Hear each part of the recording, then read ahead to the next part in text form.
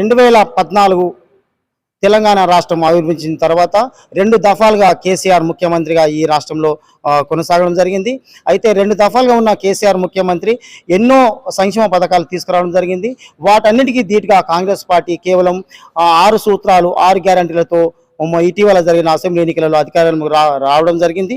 ఈ అధికారంలోకి వచ్చిన కాంగ్రెస్ పార్టీ 100 రోజుల లోపల వాళ్ళు ఇచ్చిన గ్యారంటీలను అమలు చేద్దామని ప్రజల్లో ప్రకటించడం జరిగింది. దీనికి ఏదైతే 6 గ్యారంటీలు ఉన్నాయో 6 గ్యారంటీలను ఏ విధంగా ప్రజల్లోకి తీసుకువెళ్ళాలి అనే దానిపై అధికారులతో ఇటీవల కలెక్టర్లతో సమావేశం ఏర్పాటు చేసి రేపటి నుండి అంటే 28 డిసెంబర్ నుంచి దరఖాస్తుల స్వీకరణ తీసుకోబోతున్నారు. అయితే ముఖ్యంగా ఈరోజు దరఖాస్తును మంత్రి మండలి ఆమోదించి ఈరోజు రిలీజ్ చేయడం జరిగింది.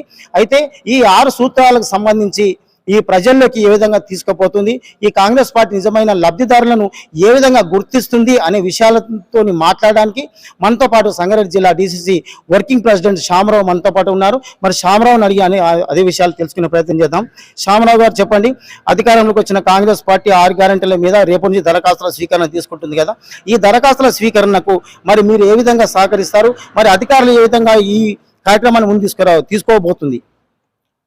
మరి ముఖ్యంగా ఈరోజు తెలంగాణ నూతన రాష్ట్ర ప్రభుత్వానికి శుభాకాంక్షలు. మరి తెల్లాపూర్ మున్సిపాలిటీ తరఫున అలాగే సంగారెడ్డి జిల్లా పార్టీ తరఫున మరి రేపటి నుంచి రాష్ట్ర ముఖ్యమంత్రి వర్యులు మరి రేపటి నుంచి డిసెంబర్ 25 నుంచి జనవరి 6 తారీఖు వరకు ఏదైతే గ్యారంటీ కార్డు ఉన్నదో ఆ పథకాలను రేపు లాంచ్ చేయడం జరుగుతుంది. ప్రతి ఒక్కరు కూడా గత 10 సంవత్సరాలుగా తెలంగాణ ప్రభుత్వం ఉండే పట్టిన ప్రభుత్వం ఎవరికి రేషన్ కార్డు ఇవ్వలేదు, ఇలాంటి అర్హులకు న్యాయం చేయలేదు. కాబట్టి కాంగ్రెస్ పార్టీ ఏదైతే 6 గ్యారంటీ స్కీమ్ ఇచ్చిందో మరి 100 రోజులు 6 పథకాలను ప్రవేశపెట్టడం జరుగుతుంది. అందరూ కూడా లబ్ధిదారులకు ఇవ్వడం జరుగుతుంది. కాబట్టి రేపు ఎవరైనా ఉన్నారో నిరుపేదలు కానివ్వండి, రేషన్ కార్డు లేని వాళ్ళు రేషన్ కార్డు పెట్టుకోవచ్చు, అలాగే ఇల్లు లేని వాళ్ళు ఇల్లు పెట్టుకోవచ్చు. ఏదైతే జీవిత పథకం కింద 4000 ఇచ్చారో అది కూడా పథకాలు అందరూ కూడా రేపు పెట్టుకుని అప్లికేషన్ ఇస్తారు. అందరూ కూడా ఎవరు మీరు బయట కొనుక్కోవద్దు. ఎందుకంటే ఈరోజే అన్ని గ్రామాలకు డిస్ట్రిబ్యూషన్ జరుగుతుంది. అందరూ కూడా ఎంఆర్ఓ కానివ్వండి, కమిషనర్ కానివ్వండి, అలాగే ఈ సంజయ్ ముగ్గురు టీంలు ఏర్పడి అన్ని గ్రామాలకు అన్ని వార్డులకు ఇన్ఛార్జ్గా నియమించబడింది. కాబట్టి అందరూ కూడా పెద్ద ఎత్తున వార్డులలో మరి ఉదయం 8 నుంచి 12 వరకు మళ్ళీ సాయంత్రం 2 నుంచి మళ్ళీ సాయంత్రం 6 గంటల వరకు ఈ కార్యక్రమం ఉంటుంది. కాబట్టి అందరూ కూడా మరి పేదలందరూ ఉంటారు, చాలా మంది ఉంటారు. వాళ్ళ అప్లికేషన్ పెడితే మరి వాళ్ళందరూ పెట్టుకుంటే చాలా బాగుంటుంది. ఎందుకంటే వాళ్ళకు నిజమైన ఫలాలు అందుతాయి. కాబట్టి ఏదైతే మరి ఇంకా వేరే ఉన్నాయో ఈ పథకాలు కూడా మేము ఇంతకుముందే అందరం కలిసి మా పార్టీ నాయకులతో కలిపి మరి ఇప్పుడు ఇంతకుముందే ఎంఆర్ఓ కానివ్వండి, కమిషన్ కలవడం జరిగింది. ఎవరికి నిక్కాసుగా అక్కడ అన్ని సదుపాయాలు చేయాలి. ఎందుకంటే చాలా మంది వస్తారు కాబట్టి వాళ్ళకు మంచినీళ్ళు కానివ్వండి, బిస్కెట్లు కానివ్వండి, టెంట్ కానివ్వండి, కుర్చీలు ఇవ్వడం జరుగుతుంది. అలా అని చెప్పడం జరిగింది. వాళ్ళ గిట మేము ప్రొవైడ్ చేయాలి, మీ పార్టీ తరఫున అంటే వద్దన్నా మేము చేసుకుంటున్నాము, ఇది మొత్తం మున్సిపాలిటీ చేస్తామని చెప్పారు. సంతోషము.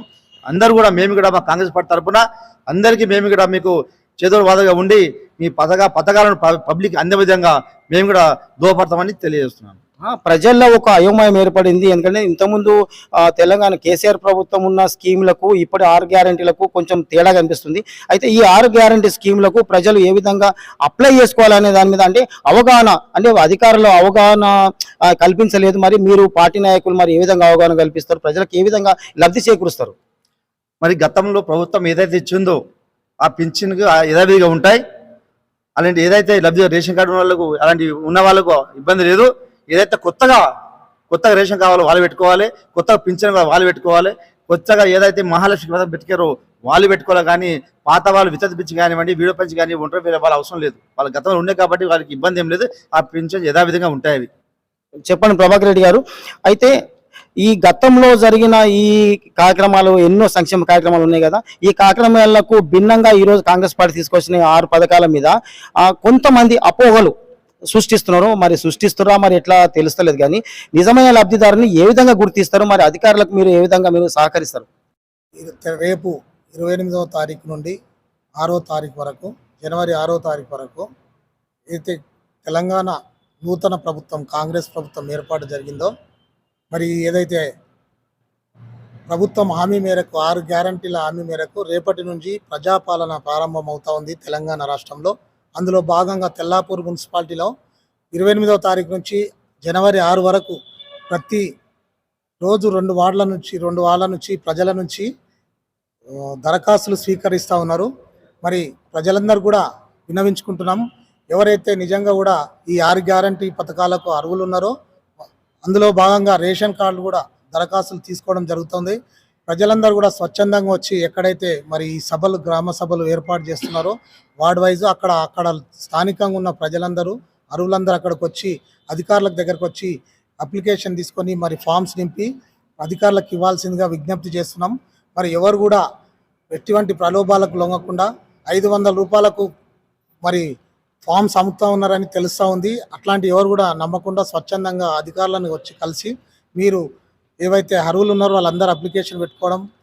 మరి మేమందరం కూడా కాంగ్రెస్ పార్టీ తరఫున ఉన్న నాయకులము, ఇక్కడున్న కార్యకర్తలందరూ కూడా మేము ప్రభుత్వంలో ఉండి మరి ఏవైతే ప్రభుత్వ పథకాలు ఉన్నాయో సంక్షేమ పథకాలు ఉన్నాయో వాటన్నిటిని కూడా మేము మీకు సపోర్ట్గా ఉండి ప్రతి ఒక్కరికి కూడా చేరే విధంగా మేము మీకు అందుబాటులో ఉంటాం తెలియజేసుకుంటూ మరి రేపటి నుంచి మీరు అందరూ సద్వినియోగం చేసుకోవాల్సిందిగా ప్రజలందరినీ కోరుకుంటున్నాం. గతంలో ఇచ్చినవి కూడా ఒకటి కూడా తీసేసే ప్రసక్తే ఉండదు. ఎందుకంటే ఒకవేళ అటువంటి ఏమన్నా అక్కడ ఫ్రాడ్ జరిగి మంచి ఐటీ వాళ్ళు కానీ ఇంకా చాలా చాలా పెద్ద పెద్ద ఉన్నత స్థాయిలో ఉన్న వాళ్ళకి ఇట్లా అట్లాంటి లబ్ధిలు ఏమన్నా ఉంటే అవి కట్ చేస్తారు ప్రభుత్వం, ఇప్పుడున్న ప్రభుత్వము. కాకపోతే కొత్త వాళ్ళకి మాత్రం ఖచ్చితంగా రేషన్ కార్డులు వస్తాయి.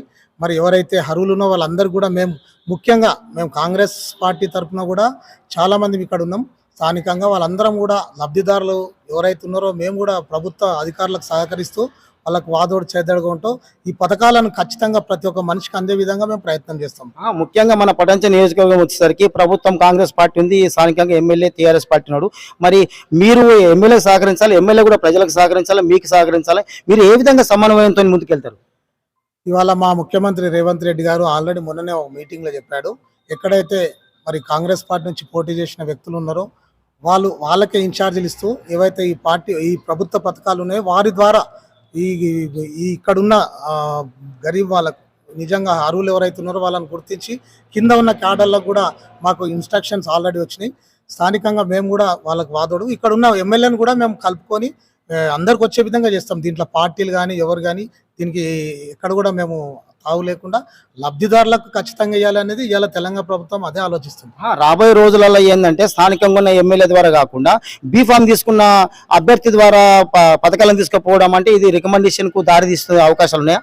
అంటే రికమెండ్ కాదు, కానీ మేము ప్రజలలో వెళ్ళినప్పుడు ఏవైతే మా కాంగ్రెస్ ప్రభుత్వం 6 గ్యారెంటీల మీద హామీలు ఇచ్చిందో అదే మేము ప్రజలకు తీసుకుపోయినాము. అది ఎవరైతే కాంటాక్ట్ చేసినా మరి ఇవాళ ఇక్కడ స్థానికంగా కాట శ్రీనివాస్ గౌడ్ గారు ఉన్నారో అతనికి తెలుసు ఎవరైతే లబ్ధిదారులు ఎలిజిబుల్ ఎవరు ఉన్నారో వాళ్ళు కూడా మరి దగ్గరుండి ఇప్పియకపోతే మేము కూడా ప్రజలకు పోయినాం కాబట్టి మాట తప్పుతాం. కాబట్టి ప్రభుత్వం మాది, ఇవాళ కాంగ్రెస్ ప్రభుత్వం వచ్చింది. మేము ఎక్కడ కూడా ఏదో డబ్బు ఉన్నోనికి మరి ఆస్తులు ఉన్న వాళ్ళకి ఇవ్వాల్సిన అవసరం మాకు కూడా లేదు. నిజంగా ఎలిజిబుల్ వాళ్ళు ఎక్కడ కూడా తగ్గకుండా మేము కాపాడుకుంటామని ఈ సందర్భంగా తెలియజేసుకుంటాం. శ్యామరావు గారు, జిల్లాలో మేజర్గా ఇప్పుడు బీఆర్ఎస్ పార్టీ ఎమ్మెల్యేలు ఉన్నారు. అంటే మీ సంగారెడ్డి జిల్లా వైద్య చూసుకుంటే మరి ఎమ్మెల్యేలు మీకు ఏ విధంగా సహకరిస్తారు? మరి ఎమ్మెల్యేలకు మీకు మరి ఏ విధంగా సమన్వయం ఉంటుంది? మరి ప్రజలకు నిజమైన లబ్ధిదారుల ఎంపిక విషయంలో మరి అయోమయం ఉండే పరిస్థితి ఉందా? అసలు ఏం లేదు. గతంలో ప్రభుత్వం టీఆర్ఎస్ పార్టీ కూడా మరి జగ్గారెడ్డి గారు ఎమ్మెల్యే గారు ఉండే, మరి అక్క గిట స్థానిక ఎమ్మెల్యే గారిని కాకుండా చింతబాబు గారితో నిర్వహించడం జరిగింది. మరి ఇప్పుడు కూడా అన్ని ప్రభుత్వాలు కలుపుకొని అందరి మీద కలుపుకొని మేము పనిచేస్తాం. అక్కడ ఎవరు ఎమ్మెల్యే ఉన్నారో అతని గిట మేము పిలవడం జరుగుతుంది. ప్రోటోకాల్ ఉంటుంది కాబట్టి పిలవడం జరుగుతుంది. అతను వస్తే సంతోషమే, లేకుంటే అక్కడ స్థానిక ఎవరున్నారో ఓడిపోయినారో అతను ఆధ్వర్యం జరుగుతుంది. ఏదైతే కాంగ్రెస్ పార్టీ అందరి ప్రభుత్వం ఇలా నాది కాదు, జాతీయ పార్టీ కాబట్టి ఇలా 130 సంవత్సరాల చరిత్ర పార్టీకి ఇలా. ఎందుకంటే నాయకురావు ఇందామ రాజ్యం కోరుకున్నాం కాబట్టి ప్రజలకు అందరికీ సదుపాయం ఉంటాయి. పార్టీలు మేము ఒకటి చెప్తున్నాము, టీఆర్ఎస్ నాయకులు కానివ్వండి, వాళ్ళ స్థానిక కౌన్సిలర్ కానీ ఎవరు ఉంటే మీ అందరూ కలిసి పనిచేద్దాం.